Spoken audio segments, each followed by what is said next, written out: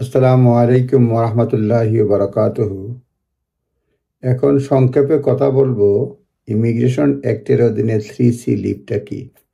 Immigration act 1971 সালে যে act immigration act 1971-এর 3C সেকশন আছে, সেই সেকশন অনুযায়ী কেউ যদি তার ভিসা থাকা অবস্থায় অ্যাপ্লিকেশন করে ফার্দার লিভ টু রিমেইন, এই ডিসিশন না আসা পর্যন্ত লিভটা কন্টিনিউ করে, এমনকি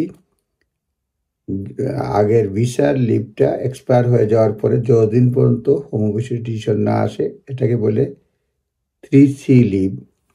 এই 3C লিভটা বিভিন্ন সময়ে এটা কন্টিনিউ করে।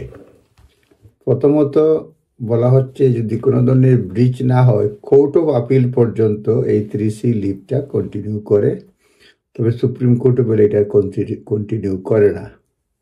আরেকটা বিষয় হচ্ছে যে কেউ যদি 3C লিভটি করার পরে পরবর্তীতে আবার অ্যাপিল করে, সেই 3C লিভ কন্টিনিউ করে।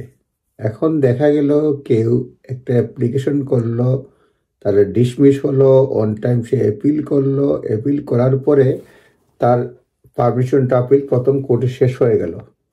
সেই 14 দিনের মধ্যে না করে যদি সে পরবর্তীতে আরও 14 দিনের মধ্যে ফ্রেশ অ্যাপ্লিকেশন করে এই প্রথম 14 দিন শেষ হওয়ার পরে, তাহলে তার লিভটা কন্টিনিউ করবে। সেটা এই যে ওভারস্টেইং যেটা ছিল সেটা ডিসরিগার্ড করা যাবে। এটা ওভারস্টেইং এক্সেপশন নামে যে রুলসটা আছে সেই রুলসের মধ্যে পড়ে। সুতরাং বিষয়টা আপনারা দেখে নেবেন। অর্থাৎ মনে করেন কেউ যদি অ্যাপ্লিকেশন করলো অন টাইম, তার অ্যাপ্লিকেশন রিফিউজ হলো, 14 দিনের মধ্যে সে অ্যাপ্লিকেশন আপিল করলো, আপিল হওয়ার পরের অ্যাপিলটা চলে গেল। হ্যাঁ, এখন পরের আপিল দেওয়ার পরে আবার পারমিশন টু আপিল তার 14 দিন থাকে।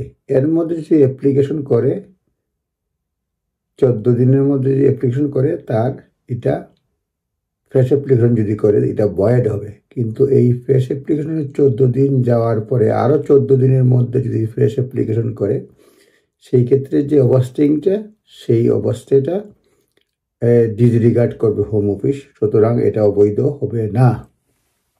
আর একটা হচ্ছে আপনার 3C লিভটা কোর্ট অফ আপিল পর্যন্ত কন্টিনিউ করে।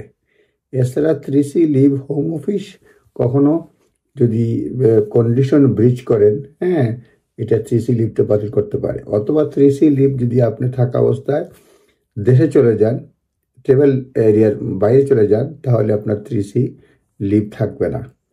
আরও বিভিন্নভাবে এটা বিবেচনা করা হয়। আপনারা নিজ দায়িত্বে দেখে নেবেন। ধন্যবাদ। আসসালামু আলাইকুম।